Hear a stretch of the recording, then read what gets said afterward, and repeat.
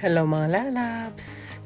Ayan po, sa wakas mag-aani na po tayo ng hindi natin tanim. Hindi ko po lahat tinanim po ang mga yan. Makikiani po tayo. Ayan na po ang mga ani namin po sa garden. May kalabasa na po tayo, may kamatis.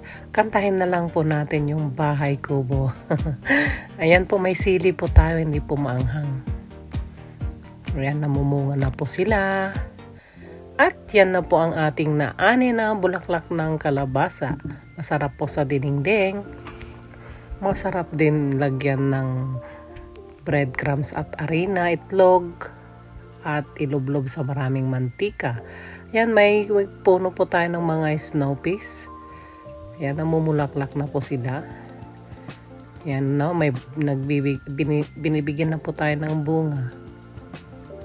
Ayan, marami po tayong makukuha pag masipag ka lang.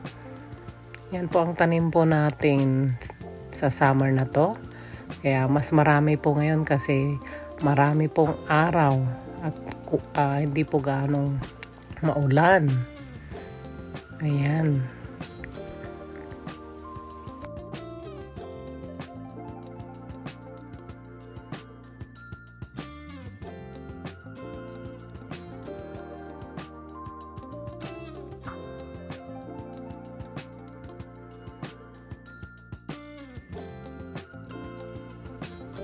Ayan po, ang dami na nating nakuha. May ampalaya rin po tayo.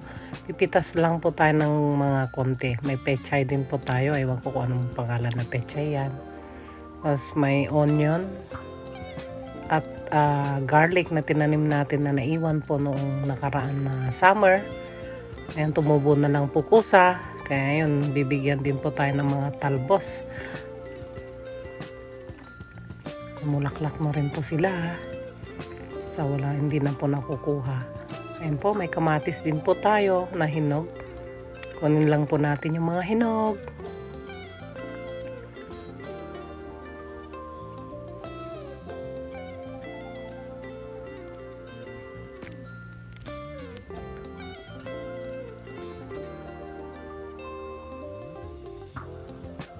Ayan po, sari-sari. Kantahin na lang po yung bahay kubo, andyan na po lahat.